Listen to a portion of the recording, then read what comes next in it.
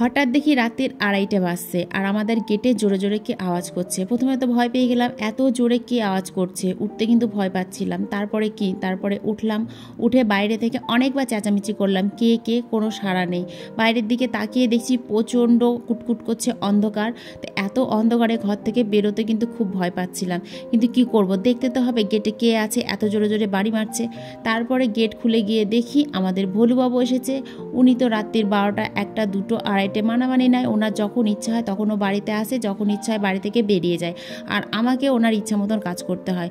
তো উনি এলেন, ওনাকে ঘুম পাড়িয়ে দিলাম, আর এদিকে আমার ছেলে ঘুমাচ্ছে। হ্যাঁ, মশারি টাঙিয়েছিলাম কারণ প্রচণ্ড মশায় কামড়াচ্ছিল, কিন্তু এত গরম যে গরমের চোটে কিন্তু মশারিটাকে আমাকে খুলে ফেলতে হয়েছে। তারপর এখন ফ্যান চালিয়ে ঘুমাচ্ছি, অথচ মশায় প্রচণ্ড কামড়াচ্ছে। কিন্তু কি করব বলো, ছেলের ঘুম চলে আসলো, আমার কিন্তু ঘুম একদম আসেনি। আমি সারা রাতের প্রায় জেগেছিলাম বলতে পারো।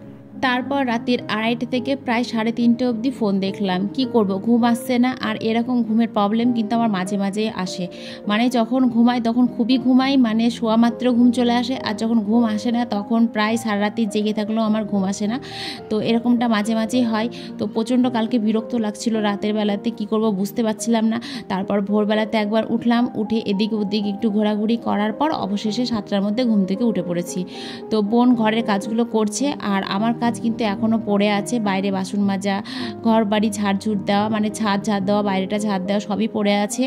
তো এখন ভাবলাম একটু চা করে চাটা খাই, কারণ কালকে সারা রাতের ঘুম আসেনি, শরীরটা খুবই খারাপ করছে।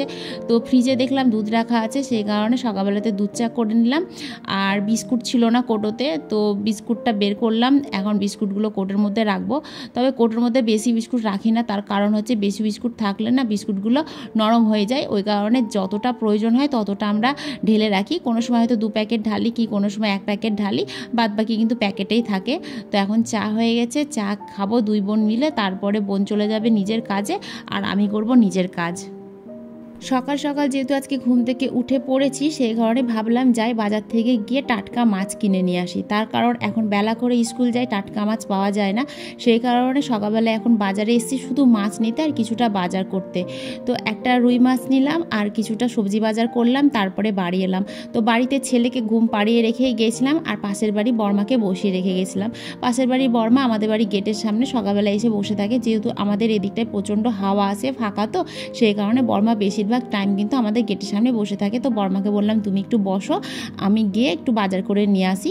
তো বর্মাকে রেখে গিয়েছিলাম বাজার করতে। তো এসে দেখি ছেলে ঘুম থেকে উঠে পড়েছে, সেই কারণে ওকে হাতে ব্রাশটা ধরিয়ে দিয়ে ওকে ব্রাশ করতে বললাম। আর আমি ভাবলাম সেই সময় একটু টুক করে বিছনাটা তুলে ফেলি।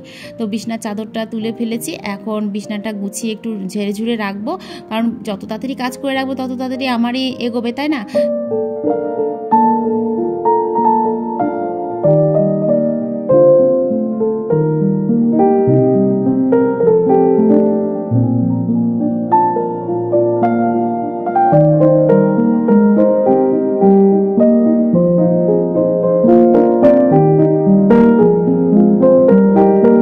সকালে চা খেয়ে চলে গিয়েছিলাম বাজার করব বলে, যেহেতু বেলা হয়ে গেলে রোদ উঠে যাবে, সেই কারণে সকাল সকাল গিয়েছিলাম।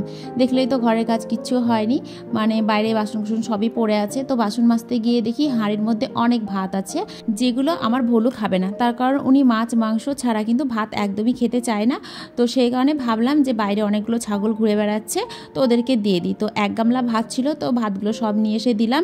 তো সবাই মিলে ভাগাভাগি করে খেলো, লালটা খেলো, কালোটা খেলো।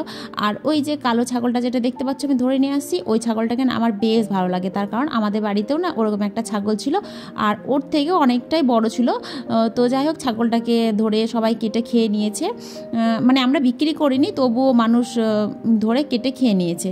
মানে ও সবসময় বাড়ির বাইরে বাইরে ঘুরে বেড়াতো। তো আর ছাগলটার কিন্তু বয়স হয়েছিল অনেক, প্রায় 8 থেকে 10 বছরের বয়স হয়েছিল, কিন্তু আমরা ভাবতে পারিনি যে এত বয়স্ক ছাগলকেও মানুষ ধরে খেয়ে নিতে পারে।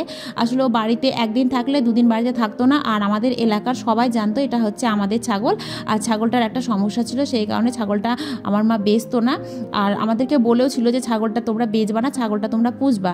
সেই কারণে আমার মা শখ করে ছাগলটা পুষতো, কোনোদিন বেচেনি বা বেচার কথা বলেওনি আর ভাবেওনি।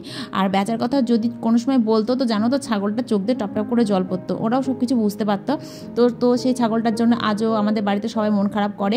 বাড়িতে এত ছাগল পুষেছি, কিন্তু কোনোদিন কোনো ছাগলের জন্য এত মন খারাপ করেনি যতটা ওর জন্য মন খারাপ করে। ওর ছবি আছে আমাদের ফোনে, আমরা মাঝে মাঝে দেখি ওকে মাছগুলোকে নিয়ে। তো যাই হোক, পরে কোনো দিন পারলে আমি তোমাদেরকে ছবিটা শেয়ার করব অবশ্যই। তো এই যে বাজার থেকে মাছগুলো যেগুলো নিয়ে এসেছি সেগুলো এখন বাসন কুসন ধুয়ে ফেলেছি। তো ভাবলাম যে মাছগুলো ধুয়ে পরিষ্কার করে রাখি, স্নান করার আগে মাছগুলো ধুয়ে রাখলে পরে মানে ভালোই হয়।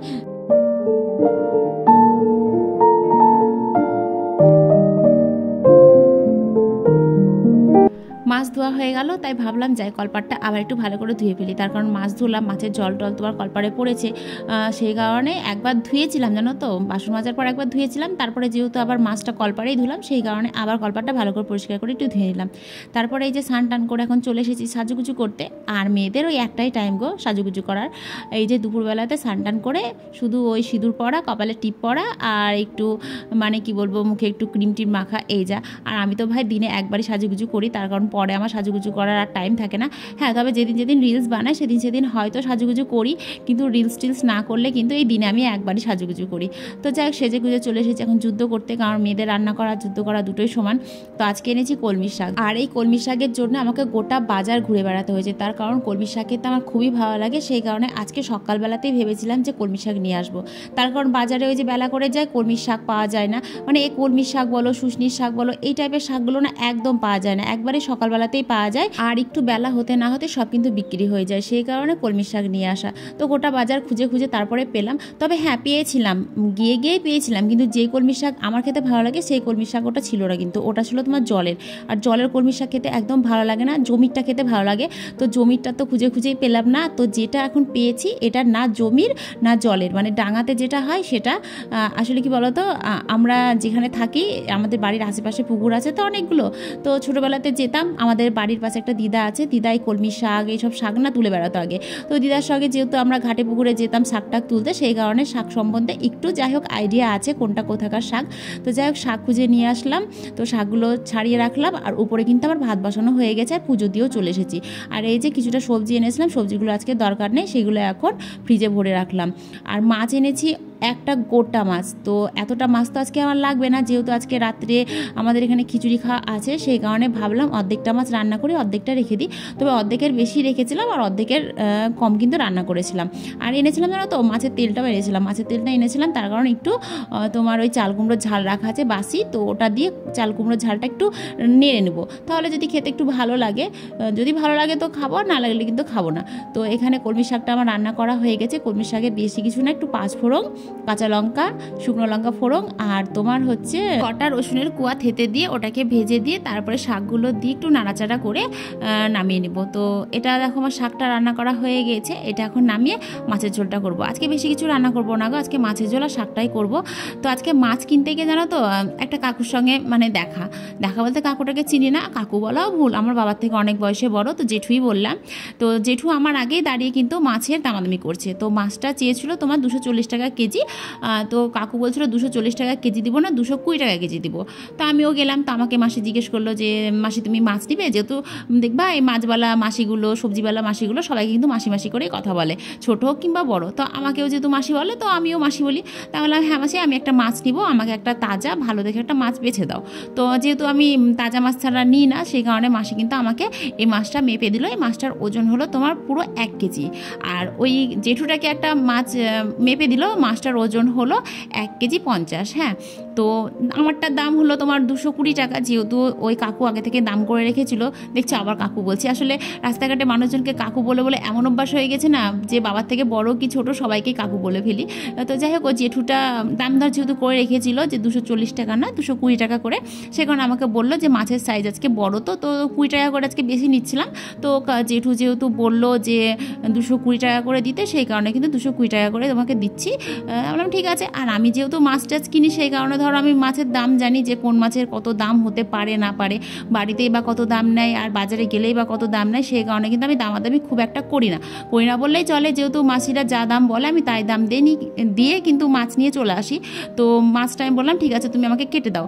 তো ওই জেঠুটা আবার বলছে কি, প্রথমে 240 টাকা করে দামকে 220 টাকা করে করলো, তারপরে পরে যখন 50 ওজন হলো 1 কেজি 50, তখন বলছে আমি কিন্তু 50-এর দাম দিব না। তো মাসি বলছে আপনি 20 টাকা করে দাম কমালেন, আবার এদিকে বলছেন যে 50-এর দাম দিবেন না, তাই কখনো হয়? তো আমি মাছটা কেটে যখন নিয়ে চলে আসছি, তখন জেঠুটা আমাকে ফট করে বলছে তুমি বাজার টাজার করো না তাই বলো? তো আমি জেঠুকে বললাম না জেঠু, বাজার হাট কিন্তু আমিই করি, মাছটার সব আমি কিনি। আপনি আমার মাছের দাম দর করা দেখে বলছেন তো, যে যা বললো তাই দিয়ে আমি নিয়ে চলে গেলাম, দাম দর করলাম না, দিয়ে কিছু বলছে না, চুপে গেল। তাই বললাম দেখুন জেঠু, আমি ওই 10 টাকা 5 টাকার জন্য আধ ঘন্টা ধরে দাম দর করতে পারি না, মাসি আমাকে যা দাম বলে আমি তাই দাম নিয়ে চলে যাই। তো মাসি বলছে হ্যাঁ হ্যাঁ, মাসির দাম দর করে না, আমি যা বলি তাই দিয়ে নিয়ে চলে যাই। আসলে কি বলতো, ওই 10 টাকা 20 টাকার জন্য আধ ঘন্টা ধরে দাঁড়িয়ে থেকে দামাদামি করার থেকে আমার মনে হয় সেই দাম দিয়ে জিনিসটা কিনে বাড়িতে নিয়ে গিয়ে কাজ করা অনেক ভালো। যেহেতু আমরা বাড়ির বউ, আমাদের ওই আধ ঘন্টা ধরে দাঁড়িয়ে দাঁড়িয়ে দাম দর করার থেকে বাড়িতে এসে যদি সেই টাইমটা কাজে লাগাই, তো সেই টাইমটা আমাদের কাজটা এগিয়ে থাকবে। আমি তো এটাই ভাবি। আর আমাদের এখানে কিছু কিছু মানুষদেরকে দেখি সকালবেলায় যখন বাজার করতে যাবে, তখন ওই গরিব মানুষদের কাছ থেকে 10 টাকা 5 টাকা জিনিস কিনবে, আর 10 টাকা 5 টাকা জিনিস নিয়ে দামাদামি করবে। 5 টাকা জিনিসকে বলবে 2 টাকায় দিবা, কি 10 টাকা জিনিসকে বলবে 5 টাকায় দিবা, এরকম করবে। হ্যাঁ, আবার তারাই যখন বড় বড় কোনো রেস্টুরেন্টে খেতে যাবে, হ্যাঁ, তখন মানে 100 টাকার জিনিস 150 টাকা দিয়ে খেয়ে আসবে, মানে 100 টাকা খাবারের দিবে আর 50 টাকা টিপস দিয়ে আসবে। এরকম মানুষ, মানে যে গরিব তাকে আরও মেরে ফেলতে চায়, আর যে বড়লোক তাকে আরও বড়লোক করতে চায়। এরকম হচ্ছে কিছু কিছু মানুষের মানসিকতা। তো আমি সত্যি কথা বলতে বাজার হাট করতে গেলে আমি বড় বড় ব্যবসায়িকদের কাছ থেকে একদম জিনিসপাতি কিনি না। একদম যারা তোমার ওই বয়স্ক দাদু ঠাকমা জেঠু জেঠিমা টাইপের সবাই থাকে, সবজিপাতি নিয়ে বসে, তাদের কাছ থেকে বেশিরভাগ জিনিস কিনি। বেশিরভাগ না, আমি তাদের কাছ থেকেই কিনি। তো এই যে কিনে টিনে বাড়িতে এনে রান্নাবান্না কমপ্লিট করা হয়ে গেল। তো ফ্রিজে তোমার সবজি বের করতে গিয়েছিলাম, মানে কালকের বাসি সবজিটা বের করতে গিয়ে না তোমার ঝোল উল্টিয়ে পড়ে গিয়েছিল ফ্রিজের মধ্যে। সেই কারণে তোমার ফ্রিজটা এখন পরিষ্কার করলাম, পরিষ্কার টরিষ্কার করে তারপরে খাওয়া দাওয়া করবো। খাওয়া দাওয়া করে একটু বসবো, বসে ভিডিও এডিট করব। তো চলো, রান্নাবান্না যেহেতু হয়ে গেছে, এবার খাওয়া দাওয়া করা যাক। তো সবাই বলে নাকি মানুষের ঘুম রাত্রে দুটো কারণে হয় না। প্রথম কারণটা হচ্ছে, শুনেছি নাকি মানুষের বাড়ির আশেপাশে যদি খারাপ জিনিস বা খারাপ বাতাস ঘুরে বেড়ায়, তাহলে নাকি মানুষের ঘুম আসে না, বারবার ঘুম ভেঙে যায়, এটা শুনেছি। আর দ্বিতীয়ত সবাই বলে যে যখন কেউ কাউকে খুব মনে করে বা কাউকে যখন কেউ খুব মিস করে, তখন নাকি তার ঘুম আসে না। তো আমার এই দ্বিতীয় নাম্বারের কথাটা খুব হাসি লাগলো, তার কারণ এই দুনিয়াতে আমাকে মনে করার মতন বা আমাকে মিস করার মতন কেউ নেই। মানে আমাকে এতটা ভালোবাসে না এরকম কেউ দুনিয়াতে নেই যে রাত্রি 2:30 3টের সময় আমাকে মিস করবে বা আমার কথা তার মনে পড়বে বা আমাকে নিয়ে সে চিন্তা ভাবনা করবে। দুনিয়াতে এরকম ব্যক্তি কেউ নেই। তো দ্বিতীয় নম্বরটা আমি বাদ দিলাম, ফার্স্ট নাম্বারটা ধরলাম। হয়তো আমার বাড়ির আশেপাশে ভূত ঘুরে বেড়াচ্ছিল, এটা হয়তো হতে পারে, কারণ আমাদের বাড়ির সামনে কিন্তু কবরস্থান আছে, আর কবরস্থানের কত রকমের মানে মরাকে পুঁতা আছে তার ঠিক নেই। মানে বিষ খাওয়া থেকে শুরু করা, গলায় দড়ি থেকে শুরু করা সব আছে। তো তাদের ভূতগুলো হয়তো কালকে আমাদের বাড়ির আশেপাশে ঘুরে বেড়াচ্ছিল। শুধু আমার না, আমার বোনও কদিন ধরে বলছে জানিস তো দিদি রাত্রে ঘুম আসছে না, বারবার ঘুম ভেঙে যাচ্ছে। তো ওকে আমি আর কি করে বলছিলাম হয়তো ভূত ঘুরে বেড়াচ্ছে দেখ। তো কালকে আমার সাথে এরকমটা হয়েছে। তো ভয় লাগে না, মানে ভূতের ভয়টা কি বলতো, ঘরের বাইরে বেরোলে ভূতের ভয় ভয় লাগে, কিন্তু ঘরে থাকলে ভূতের ভয়টা আমি পাই না। কি জন্য ঘুম আসছিল না ভগবান জানে। তো খুব কষ্ট পাচ্ছিলাম। আর আমার কি হয় বলতো, রাতে যদি ঘুম না হয় না, মনে হয় বসে বসে কাঁদি। একটা সময় ছিল, আজ থেকে প্রায় 2 বছর আগে বলতে পারো, রাত্রে আমার ঘুমই আসতো না। রাত্রি 2টো 3টে 4টে এরকম বেজে যেত, মানে ঘুমাতেই পারতাম না। তখন এত শরীরে বিছানে উঠতাম, বসে বসে কাঁদতাম জানো তো। এমনকি আমি তখন ঘুমের ওষুধও খেতাম, ঘুমের ওষুধ খেয়ে ঘুমাতাম। ডাক্তার আমাকে ঘুমের ওষুধ দিয়েছিল, অর্ধেক করে খেতাম, খেয়ে ঘুমাতাম। আর একটা ভিটামিন দিয়েছিল, সেটা খেতাম, খেয়ে ঘুমাতাম, এই করে ঘুমাতাম। তো ও তো ঘুমের ওষুধ টষুধ খাওয়া ভালো, লোকে শুনলে মনে করবে যে আমার মাথায় কত টেনশন কত চিন্তা যে রাত্রে ঘুম আসে না। তো দেখলাম এভাবে প্রতিদিন ওষুধ খেয়ে ঘুমানোটা খারাপ, তো ছেড়ে দিলাম খাওয়া। তারপরে হাঁটতে শুরু করলাম, 2 দিন 3 দিন খুব হেঁটেছিলাম। তারপর ঘাটে স্নান করতে যাওয়া ছেড়ে দিয়েছিলাম। তারপরে এই যে এখন ঘাটে স্নান করা ধরেছি, যাতে একটু ঘুমটা ভালো হয় বলে। তো ঘাটে স্নান করতে গিয়ে তারা কীর্তন হয়ে বসে থাকলো, এখন তো যেতে ইচ্ছে করে না ওদিকে। জামা কাপড় অনেকগুলো জমা হয়েছে, 2 দিন ধরে ঘাটে যায়নি বলে কাচাও হয়নি। তো ভাবছি গঙ্গা যাব, কারণ আমাদের বাড়ি থেকে ঘাট যতটা গঙ্গাও ততটা, কিন্তু গঙ্গা এই কারণেই যায় না, ওটা তো প্রপার কিনা। তো বাড়ি পড়া এই নাইটি শাড়ি পরে ঘাটের ধারে যেতে একদম ইচ্ছে করে না, যেহেতু যখন আমরা ওই ঘাটের ধারে যাই খুব সাজুগুজু করে যাই, আর দুপুরবেলাতে যদি ওরকম অবস্থায় যাই নিজেকে কেমন লাগে, আর যেহেতু অনেক মানুষ ওই ঘাট পারাপার হয়, তো ওর জন্য কেমন লাগে যায় না। তো আজকে রান্না করেছিলাম এক বেলার, তো অর্ধেক মাছ রান্না করেছি, অর্ধেকের বেশি মাছ রেখে দিয়েছি, কালকে রান্না করব। তো রান্না করার কারণ হচ্ছে খিচুড়ি খাওয়ার নিমন্ত্রণ আছে 2 জায়গাতে। আমাদের এখানে কি হয় বলতো, মানে বৈশাখ মাসে সংক্রান্তির দিন এক জায়গায় খাওয়ায়, আর জ্যৈষ্ঠী মাসের যার নাম বলে ফেললাম, সবাই বলে প্রথম দিন প্রথম মাসের নাম বলতে হয় না, তো যাই হোক নাম বলে ফেললাম। তো 1 তারিখ আরেক জায়গায় খাওয়ায়। তো কালকের দিন মঙ্গলচুরি পড়েছিল, সেই কারণে কালকে মানে খাওয়াইনি, আজকে খাওয়াচ্ছে। তো আজকে আর 2 জায়গাতেই খাওয়াচ্ছে, তাই ভাবছি কোথায় খাবো, তো কোথায় খাবো সেটাই ভাবছি। আমার বোন বলছে এক কাজ করব, একবার এখানে খাবো, আবার অনেক রাত্রি গিয়ে ওখানে গিয়ে খেয়ে আসবো, দুটোই খাবো, কোনোটাই ছাড়া যাবে না। তো দেখি কি হয়, এক জায়গায় খাবো আর এক জায়গায় নিয়ে এসে রেখে দেবো, কালকে খাবো। তো এখন বাজছে রাত্রি 10টা, আর আমরা চলে এসেছি আমাদের মন্দিরে খিচুড়ি খাওয়ার জন্য। তবে বলেছিলাম এক জায়গাকার খাবো আর এক জায়গাকার নিয়ে এনে রেখে দেবো, তো শরীরের যা অবস্থা, তো এক জায়গায় গিয়েছিলাম আর এক জায়গায় যাইনি গো।